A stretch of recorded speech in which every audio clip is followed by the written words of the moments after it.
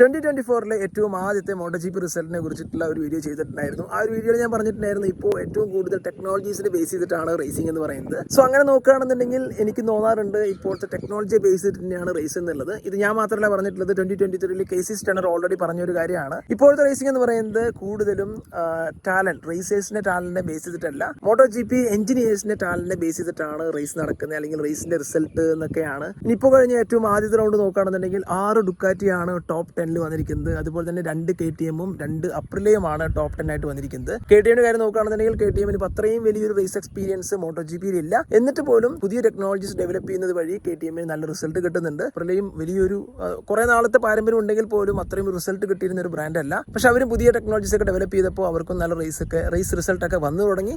അപ്രിലയുടെ already ഒരു aero പാക്കേജിന്റെ കുറച്ച് ഡീറ്റെയിൽസ് ഒക്കെ ലീക്ക് ആയിട്ടുണ്ട്. പണ്ട് കാലത്ത് രാജാക്കന്മാരായിട്ടുള്ള 2 ബ്രാൻഡുകളെ കുറിച്ചാണ്. അതാണ് ഹോണ്ടയും യമഹയും. ഹോണ്ടയ്ക്കും യമഹയ്ക്കും ടോപ്പ് 10 പോലും ഫിനിഷ് ചെയ്യാനായിട്ട് സാധിച്ചിട്ടില്ല. ഇതിനൊക്കെ പ്രശ്നം എന്ന് പറയുന്നത് ഒരു പ്രോപ്പർ ആയിട്ടുള്ള എയറോഡൈനാമിക് ആയിട്ടുള്ള എഞ്ചിനീയേഴ്സോ അല്ലെങ്കിൽ പുതിയ ടെക്നോളജീസ് ഡെവലപ്പ് ചെയ്യുന്ന എഞ്ചിനീയേഴ്സ് ഇല്ലാത്തതിന്റെ പ്രശ്നമാണെന്നാണ് എനിക്ക് മനസ്സിലാക്കാനായിട്ട് സാധിച്ചിട്ടുള്ളത്. ടെക്നോളജി വളരുമ്പോൾ റേസിനോടുള്ള അല്ലെങ്കിൽ റേസ് കാണാനായിട്ടുള്ള ഒരു ഇൻട്രസ്റ്റ് കുറയുന്നുണ്ടോ? പേഴ്സണലി എനിക്ക് നല്ലപോലെ ഫീൽ ചെയ്യുന്നുണ്ട്.